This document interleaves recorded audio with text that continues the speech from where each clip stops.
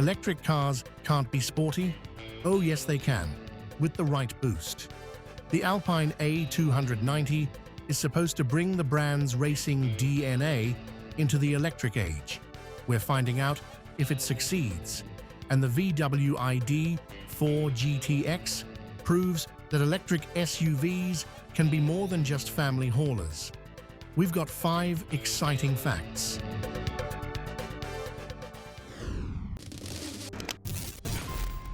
The name Alpine is synonymous with motorsport and rally success.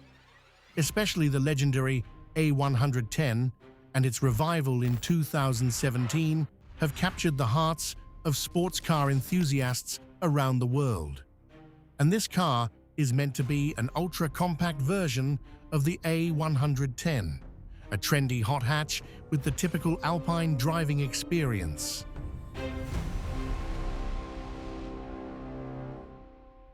With the A290, Alpine is entering a new era. It's the brand's first fully electric 5-door sports car and the new entry point into the Alpine world. At least, that's what the manufacturer says, and that already shows just how important this car is for the brand. After the new A110, it's now the second model and leads Alpine into the electric age. And of course, we want to find out just how well that works, how much agility, performance, and driving fun are really packed into the A290. In the Chiemgau Alps, we're putting this almost 4-meter-long electric hot hatch through its paces. But we also want to take a closer look at Alpine's DNA and history. Besides all its sportiness, the car is also supposed to offer a high level of everyday comfort. We'll test all of that step by step. But first, what's the initial impression? My first impression is actually really good, I have to say. Right now, I'm still driving in normal mode, and it already pulls really well. It gets going nicely. It's not exactly a horsepower monster with the 218 horsepower we've got here, but it's also pretty light for an electric car. Even a Mini Cooper SE with the same power is almost 200 kilograms heavier. And you immediately start having fun through the corners.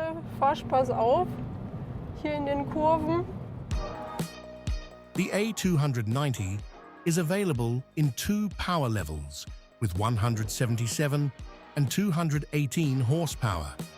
Both come with a 52 kilowatt-hour battery and front-wheel drive. We're driving the more powerful version with the higher equipment level GTS. It accelerates from 0 to 100 kilometers per hour in 6.4 seconds. Prices start at around €39,000. The more powerful version starts at roughly €42,000.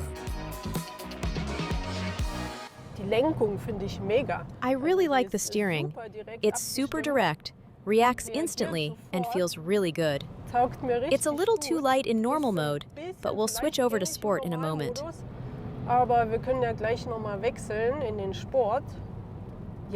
It also has a kind of engine sound. Right now, in normal mode, it's fairly subtle. It's called alternative.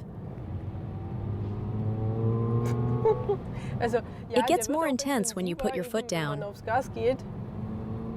It's quite fun. Personally, though, it's a bit too artificial. I would have preferred something that sounds a little more like a real engine.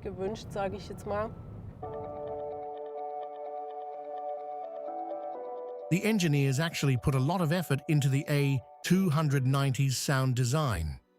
Together with acoustic specialists and musicians, they developed 2 different soundscapes that can even be selected independently of the driving mode. They're both based on the high-frequency tones of the electric motor. The alternative sound profile is the more restrained one and intended for everyday driving. The Alpine Drive sound is designed to be sportier and more pronounced. Maybe that'll win us over.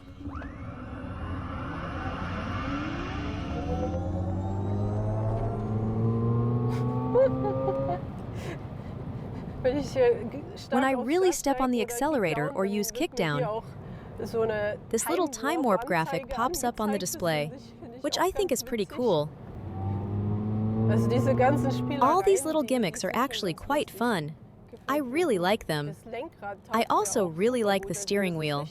It feels great in your hands. It's nice and thick, looks sporty, really well done.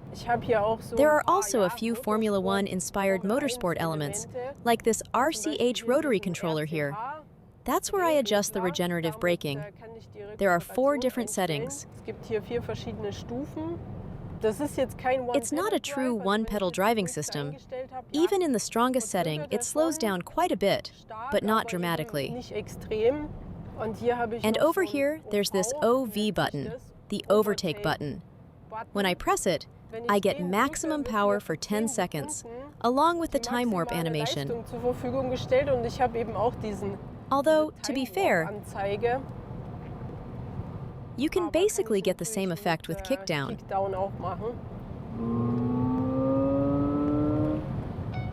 The A290 is certainly one of the most powerful cars in its class. It's based on Renault's AMPR small platform for compact electric vehicles. The technically related Renault 5 E-Tech also uses this platform, but with a maximum of 150 horsepower, it offers considerably less power. We'll take a closer look at the alternatives in a moment. Thanks to its short 2.53-meter wheelbase, the Alpine is extremely agile, while its track, widened by 60 millimeters, also provides impressive stability. According to brand director Max Miller, Alpine placed great emphasis on bringing the brand's motorsport DNA into the little A290. The very first thing is definitely the unique driving experience that defines the A290. Design is another key aspect. Of course, that's always a bit subjective, but we clearly see the French design language here, the sense of individuality. If you're looking for a car that really stands out from the crowd, then at some point it's hard to look past Alpine. We've also incorporated technology that's unique in this segment. We have a multi-link rear axle, hydraulic dampers, technical features like the overtake button, and we've reduced the weight. We optimized everything we possibly could to create a truly unique car. But before we take a closer look at the design, how dynamic does it perform? Let's switch over to sport mode.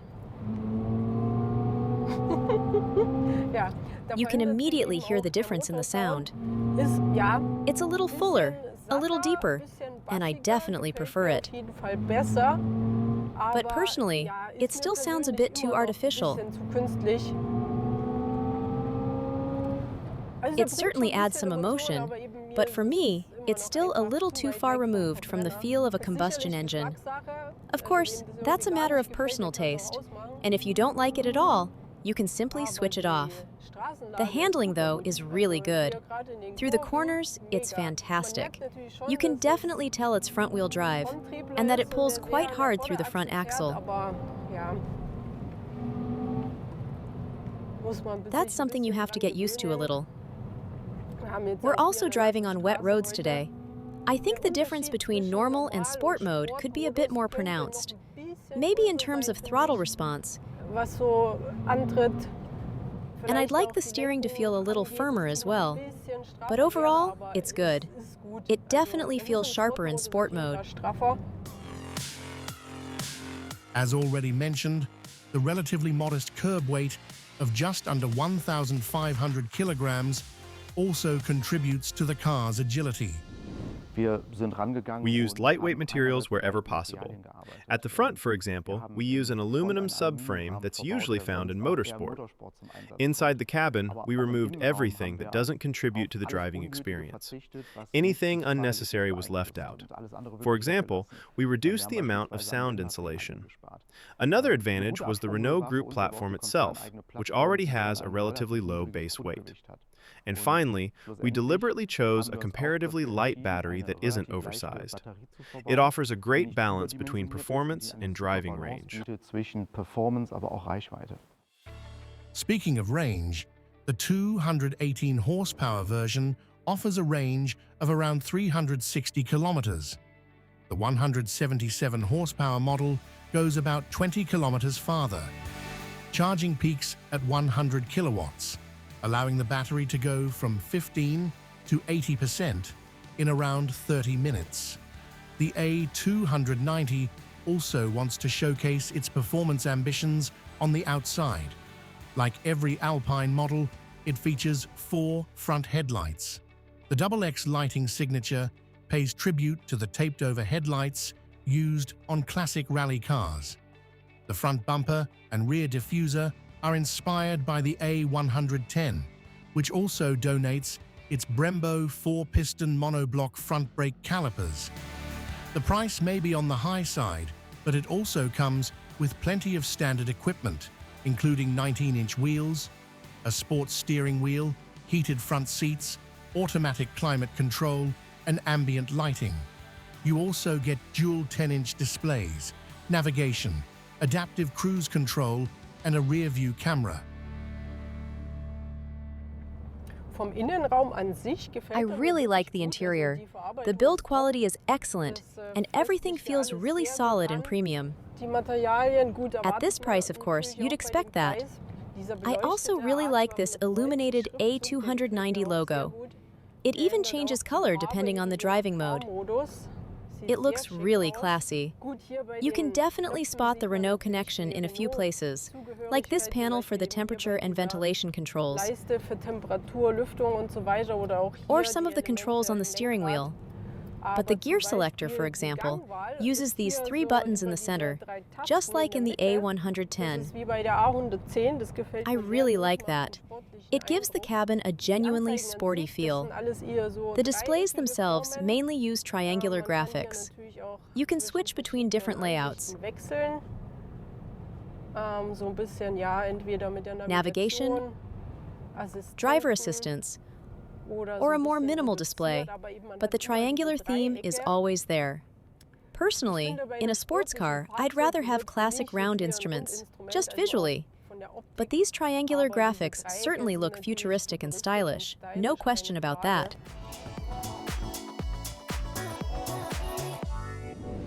Unlike the A110, which is really designed as a pure sports car, the A290 is also supposed to offer everyday practicality. For starters, it's a 5-door, so if you want to bring a few passengers along, getting into the back is much easier. But do they actually have enough room? Let's find out. All right. Well, I'm 1.7 meters tall, and I actually have plenty of space back here. There's enough knee room, enough space for my feet, and above my head, I've still got about a fist's width of clearance. The front seat is adjusted to my driving position. I'd say anyone around 1.7 meters, maybe even another 5 centimeters taller, should be perfectly comfortable. But once you're around 1.8 meters or taller, it could start to feel a bit cramped. With the rear seats in place, the luggage compartment offers 360 liters.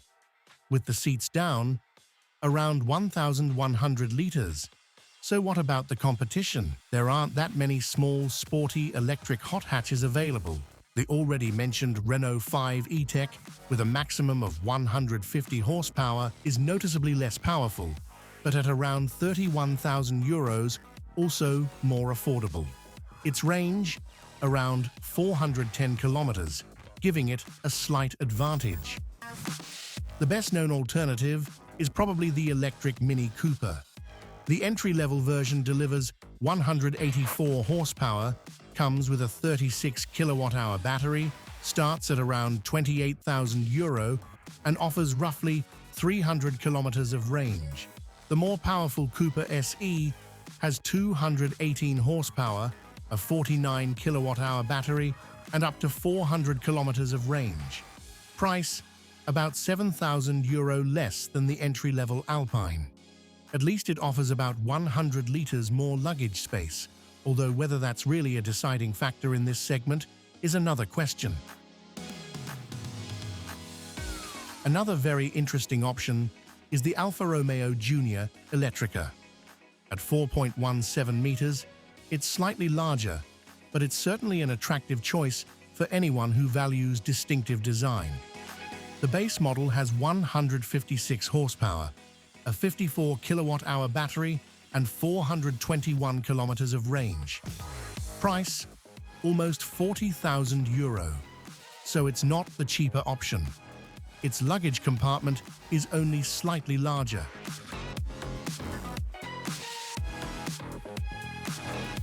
Then, there's the Abarth 500e. At just 3.67 meters long, this little pocket rocket wants to tempt fans of noisy hot hatches into the electric world with its artificial combustion engine sound. It has 155 horsepower, a 42 kilowatt-hour battery, and only 265 kilometers of range. Its cargo capacity is also almost half that of the Alpine. Price, just under €38,000. Another upcoming rival is the Cupra Raval. Not much is officially known yet, but speculation points to a top version with 225 horsepower, a range of around 450 kilometers, and a starting price of approximately €25,000. If those figures prove accurate, it would certainly become a much more affordable alternative. What Alpine offers in return, however, is a car with genuine motorsport genes. In 1955, French racing driver and engineer Jean Rédélé founded the Alpine brand with a dream of building a lightweight, agile rally car. The first model was the A106, based on the Renault 4CV and featuring a fiberglass body, setting the blueprint for every Renault Alpine model that followed. Weighing just 550 kilograms, the car soon celebrated its first motorsport successes, including a class victory at the Mille Miglia. Then, in 1962, came the car that would establish the Alpine legend, the A110. Throughout the 1960s and 70s, this rear-engined and only 700 kilograms light sports car wrote motorsport history with countless rally victories, including the Monte Carlo Rally and the very first World Rally Championship title in 1973. Incidentally, the name Alpine refers to founder Jean Rédélé's victory in the Critérium des Alpes, the Alpine Rally, in 1954. It was followed by models such as the more comfortable A310, which impressed with its progressive design. Then came the V6 GT and V6 Turbo in the 1980s, followed by the A610. In 1995, it became Alpine's last sports car for the time being, and also marked the end of the brand's rear-engine tradition. After a break of more than 20 years, Alpine made its spectacular comeback in 2017 with the all-new A110. But every Alpine has stayed true to the brand's core values. At its core, the Alpine brand has always stood for absolute lightness. And by that, we don't just mean the vehicle's weight. We're talking about a feeling of lightness that the driver experiences from the very moment they get into the car. Another fundamental pillar of our brand DNA is what we call French savoir-faire. It's not just about engineering excellence. It's about expressing French individuality through our products. You could say it's haute couture on wheels. So, did we experience that during our test drive of the A290? I'm usually quite critical of electric cars because, for me, they often lack a bit of emotion. A lot of them just feel a little synthetic. But I have to say, this one is fantastic to drive. The way it handles through the corners, the steering, the suspension, even the brakes. I really like them. They're excellent. The only real criticism I have is the sound.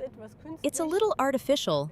Of course, that's a matter of personal taste. A lot of people will probably think it's really cool. Personally, I would have liked a more realistic sound. But apart from that, there's a huge amount of driving fun here.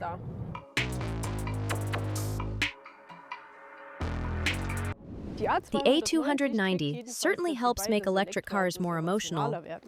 When it comes to agility and cornering dynamics, it's enormous fun to drive. Its bold styling turns heads, and the sporty little gimmicks add to the experience, if you like them. Most importantly, it ensures that the genes of this legendary brand will continue to live on, just in a new way.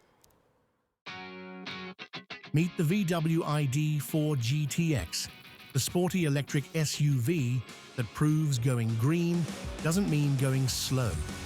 Let's dive into 5 fun facts and a bonus surprise that'll spark your interest as much as its dual motors spark instant torque.